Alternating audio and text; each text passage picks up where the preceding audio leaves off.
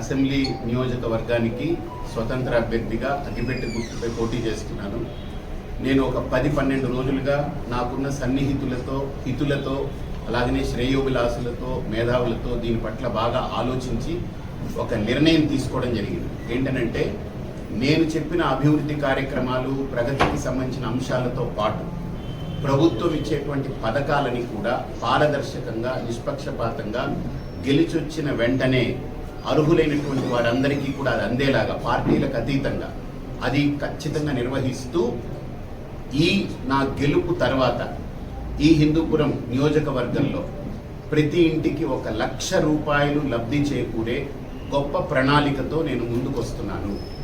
ఆ ప్రణాళిక ద్వారా ప్రతి ఇంటికి 1,00,000 రూపాయలు లబ్ధి చేకూరుతుంది. ఇది ప్రభుత్వ పథకంతో సంబంధం లేదు. ఇది నేను వ్యక్తిగతంగా ఆలోచించి ఆ ప్రణాళికను నేను రూపొందించాను. కాబట్టి తప్పకుండా ఈ ప్రణాళిక ద్వారా హిందూపురం టౌన్లోనే మీరు అందరూ చూస్తారు. ఆ లబ్ధి పొందిన వ్యక్తుల్ని కూడా తర్వాత మీరు పలకరించవచ్చు, పరిశీలించవచ్చు. ఇది నేను ఏదో ఊరికినే నోటి మాట చెప్పట్లేదు.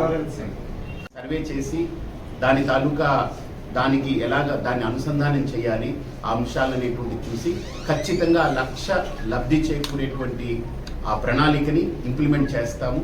దానికి 1 సంవత్సరం పట్టొచ్చు, 2 సంవత్సరాల లోపు పూర్తి చేయాలనేటువంటిది మా ప్రగాఢమైన సంకల్పం. 2 ఏళ్లలో పూర్తి అయిపోతుంది. ఎందుకంటే ఇది నేను ఒక్కడనే కాబట్టి ఇది నేను ఒంటరిగా చేయాల్సింది. నేనేదో ఈరోజు 1 నెల 2 నెలలు అంటే సరికాదు. సరిగ్గా సంవత్సరం నుండి 2 సంవత్సరాల్లో అయితే కార్యక్రమం అయితే వచ్చిన 3 నెలల తర్వాత మొదలు పెట్టేస్తాం. ఆ కార్యక్రమం అడుగుతారని తెలుసు. అంటే డబ్బు ఇవ్వడానికి నా చేతిలో డబ్బేం లేదు.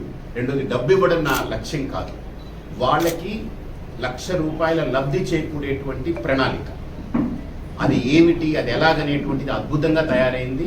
నేను 10వ తేదీ బహిరంగ సభలో దాని యొక్క ప్రాజెక్టుని మీకు మీడియాకు కూడా సంపూర్ణంగా నేను తెలియజేస్తాను. అతిపెద్ద బహిరంగ సభని 10వ తేదీన మనకు అంబేద్కర్ సర్కిల్ దగ్గర ఏర్పాటు చేస్తున్నాము. తప్పకుండా ఈ 1,00,000 రూపాయల లబ్ధిని చేకూర్చేటువంటి ప్రణాళికని మీ ముందు ఉంచుతాను. నా తదనంతరం కూడా వాళ్ళకి ప్రతి 5 ఏళ్లకు 1,00,000 రూపాయల లబ్ధి అలా చేకూరుతూనే ప్రభుత్వంతో సంబంధం లేదు. ఇది నేను నేరుగా చేస్తున్నాను. నేనేంటనేది మీకు అందరికీ చెప్తాను. మీరు ప్రజల్లోకి తీసుకెళ్ళండి. నేను చెప్పానంటే నిలబడతాను. అది గెలిచి వస్తే నాకు సాధ్యమవుతుంది.